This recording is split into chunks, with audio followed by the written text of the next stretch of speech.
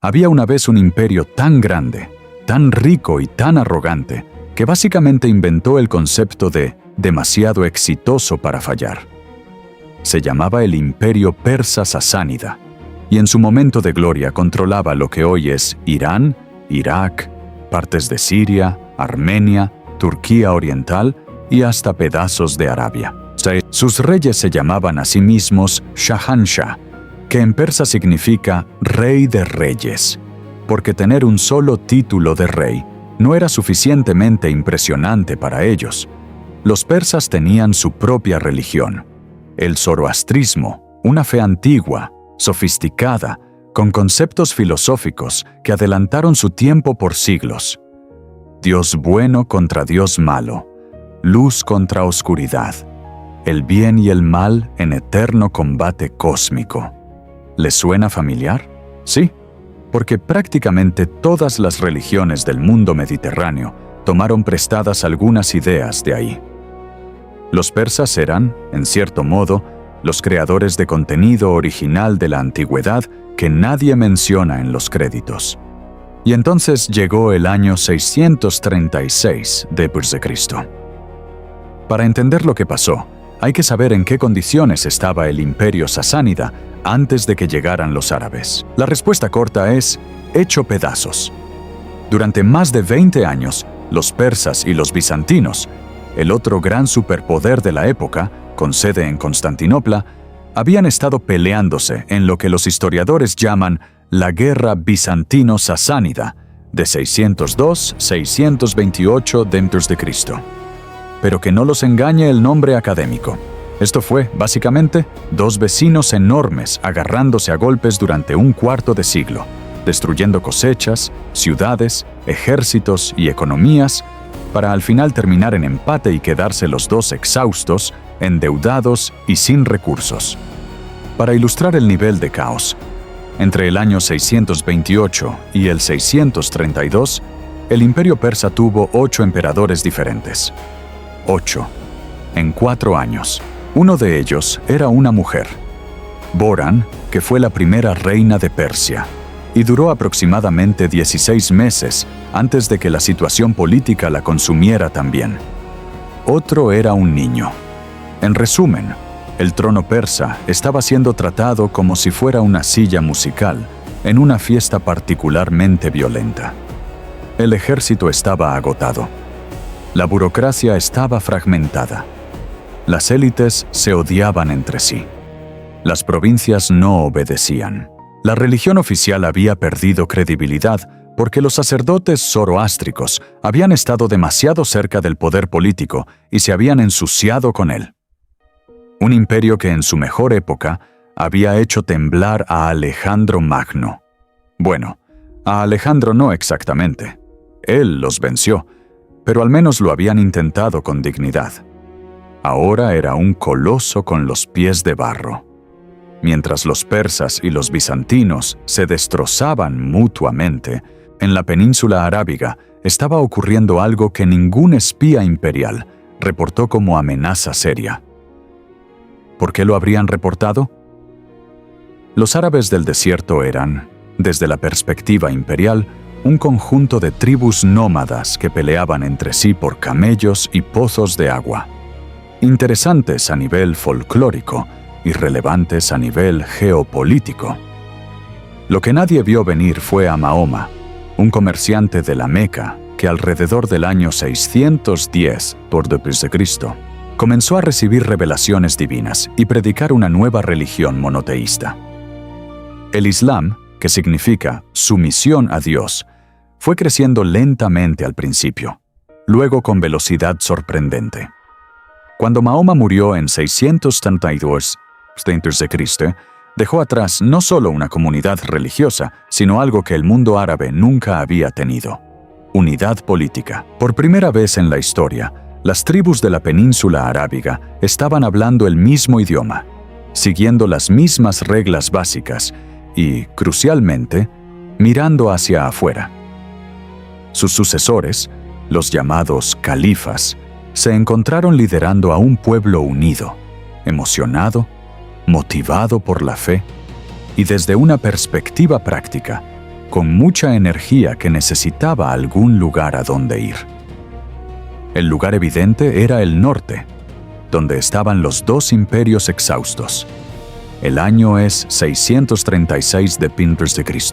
El ejército árabe musulmán, bajo el mando del general Sa'd ibn Abi Waqqas, marcha hacia Irak, que en ese entonces era la joya de la corona persa, la región más rica, la más irrigada, la más productiva. Del lado persa, el comandante es un general llamado Rustam Farrokhzad, un hombre experimentado, respetado, con un ejército bien equipado. Tan bien equipado que incluía, según las fuentes árabes, 30 elefantes de guerra. 30 elefantes. Los persas llegaron a la batalla con artillería viviente de 3 toneladas. Los árabes nunca habían visto elefantes en combate. Sus caballos les tenían terror. Primeras horas de la batalla. El caos entre las filas árabes, mientras sus monturas intentaban salir corriendo en dirección opuesta a los elefantes. ¿Cómo resuelves el problema de 30 elefantes de guerra cuando no tienes elefantes propios? La respuesta árabe fue ingeniosa hasta lo absurdo. Les disparaban flechas a los ojos, los herían para hacerlos entrar en pánico y esperaban que los animales enloquecidos pisotearan a sus propios dueños. Era un plan terrible. Funcionó. La batalla de Qadisiyah duró varios días. Al final, el ejército sasánida fue derrotado. Rustam Farrokhzad murió en combate, y la puerta hacia el corazón del imperio persa quedó abierta. 4 años después, en 642 d.C., la batalla de Nihavand, que los árabes llamaron la Victoria de Victorias, destruyó los últimos ejércitos imperiales persas organizados. El último Shah sasánida, Yazdeher de Tzeso, se convirtió en fugitivo en su propio territorio, huyendo de ciudad en ciudad, buscando aliados que no encontró. Murió asesinado en 651 d.C. por un molinero que probablemente no sabía quién era, o sí sabía, y decidió que la recompensa valía más que el riesgo. Con eso, el imperio persa sasánida, que había durado 400 años, dejó de existir. Aquí viene la parte que mucha gente asume mal.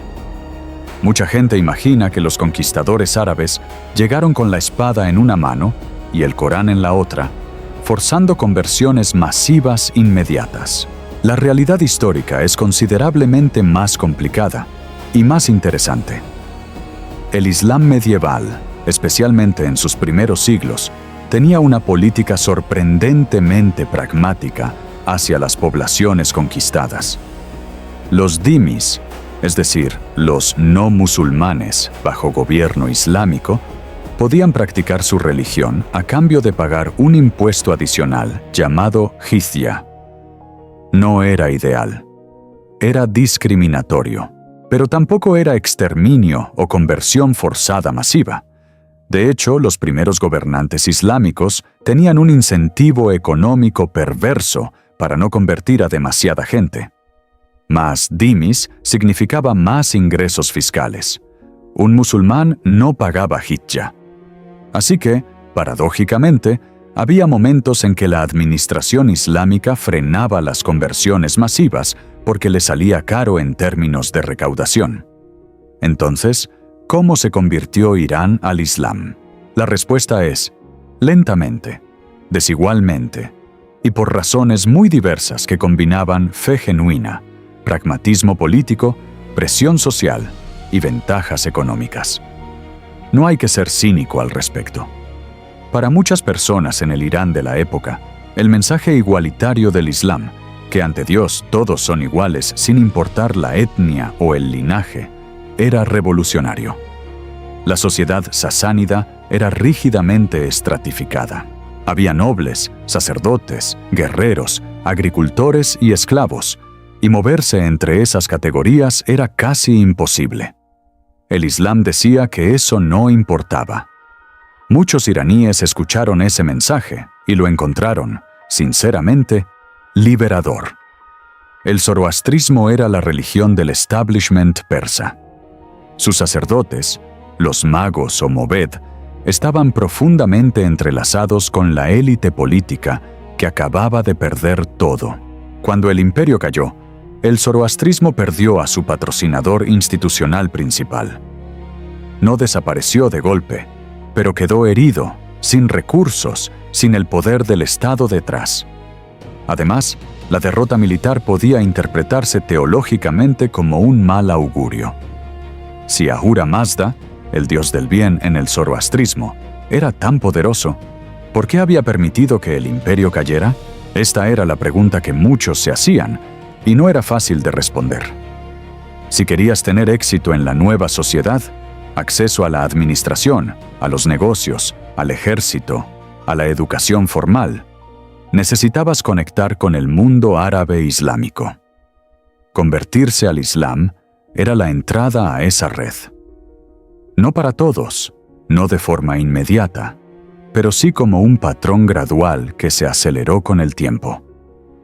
Este punto es crucial y los iraníes modernos lo saben perfectamente bien. Los persas adoptaron el Islam, pero en lugar de simplemente absorberlo tal cual, lo transformaron desde adentro. Fueron los persas, en gran medida, quienes desarrollaron la teología islámica sofisticada, la filosofía islámica, la poesía mística sufí, la administración del califato. Figuras como Al-Biruni, Avicena, Ibn Sina, Al-Ghazali, Rumi, todos son, étnica y culturalmente, persas que escribieron y pensaron dentro del marco islámico, pero aportando una profundidad filosófica que venía de siglos de tradición intelectual iraní. Los persas no se convirtieron al Islam y desaparecieron. Se convirtieron al Islam y lo redecoraron por dentro. Si ya entendieron cómo Irán se volvió musulmán, viene el bonus track. ¿Por qué Irán es principalmente chiita cuando la mayoría del mundo musulmán es suní? Brevísima explicación del cisma. Cuando Mahoma murió en 632 d.C., surgió la pregunta de quién debía liderar la comunidad musulmana. Un grupo pensaba que el liderazgo debía ir al familiar más cercano del profeta, su primo y yerno, Ali ibn Abi Talib. Este grupo se convirtió en los chiitas, del árabe Shiat Ali, el partido de Ali. El otro grupo pensaba que el liderazgo debía decidirse por consenso de la comunidad. Ese grupo se convirtió en los suníes. Ali eventualmente llegó al poder, pero fue asesinado. Su hijo Husayn fue masacrado junto con su familia en la batalla de Karbala en el año 680 d.C., un evento traumático que se convirtió en el corazón emocional del chiismo. Por siglos, Irán fue mayoritariamente suní, como el resto del mundo islámico. El giro llegó en 1501, cuando la dinastía safávida llegó al poder y declaró el chiismo como religión oficial del Estado. No solo lo declararon, lo impusieron activamente. Importaron clérigos chiítas de otras regiones, educaron a la población, reprimieron el sunismo. En pocas generaciones, Irán se había convertido en el bastión del Islam chiita que sigue siendo hoy. ¿Por qué los safávidas hicieron esto? Parcialmente por convicción religiosa genuina, parcialmente por estrategia política. Diferenciarse de sus vecinos otomanos, que eran suníes, les daba una identidad nacional distintiva y una razón para no ser simplemente absorbidos culturalmente por el Imperio Otomano. En cierto modo, convertirse al chiismo fue la forma que encontró Irán de decir: somos musulmanes, sí, pero a nuestra manera. Finalmente, vale la pena detenerse un momento en lo que el zoroastrismo no perdió. Una minoría de persas se negó a convertirse. Algunos huyeron hacia la India, donde sus descendientes son hoy los parsis, una pequeña comunidad en Mumbai que mantiene viva la fe de Zaratustra más de 1400 años después, con fama de ser extraordinariamente cultos, exitosos y fieles a sus tradiciones. En Irán mismo, el zoroastrismo nunca desapareció del todo. Sigue existiendo una pequeña comunidad de miles de seguidores. Y más importante, su influencia cultural es enorme, aunque invisible. El Nowruz, el Año Nuevo Persa, que se celebra el 21 de marzo, es una festividad de origen zoroástrico que sobrevivió al Islam y sigue siendo la celebración más importante en Irán, Afganistán, Tayikistán y comunidades iraníes alrededor del mundo. El fuego sagrado, los elementos de la naturaleza, la simbología del sol. Todo eso viene de Zaratustra y sigue ahí, perfectamente integrado en la cultura de un país mayoritariamente musulmán. Si el zoroastrismo antiguo pudiera ver lo que quedó de él, probablemente diría: no está mal para una religión que supuestamente desapareció. Entonces, para resumir cómo Irán se convirtió en musulmán, un imperio milenario llegó al siglo VII agotado después de décadas de guerras inútiles. Una nueva fe surgida en Arabia reunificó a un pueblo que nunca había estado unido. Los ejércitos árabes derrotaron a los ejércitos persas en batallas decisivas. La administración islámica ofreció condiciones que, aunque imperfectas, permitían cierta continuidad de vida. La conversión llegó gradualmente, por razones que combinaban fe, pragmatismo y presión social. Y los iraníes, lejos de simplemente adoptar una religión ajena, la transformaron desde adentro, la hicieron suya, le dieron profundidad filosófica y belleza literaria. Siglos después, una dinastía local tomó el chiismo y lo convirtió en la identidad nacional definitoria. Y en todo este proceso de 1000 y pico de años, los iraníes siguieron celebrando el Nowruz, leyendo a Ferdowsi y Rumi, bebiendo té, cultivando rosas y siendo, fundamentalmente, iraníes. La historia de cómo Irán se volvió musulmán no es una historia de conquista y olvido. Es una historia de adaptación, negociación y, a su manera peculiar y magnífica, de resistencia cultural disfrazada de asimilación. O dicho de forma más simple, los persas dejaron que el Islam entrara a su casa y luego redecoraron el Islam para que pareciera persa. Y ese, amigos, es un truco que solo logran los grandes.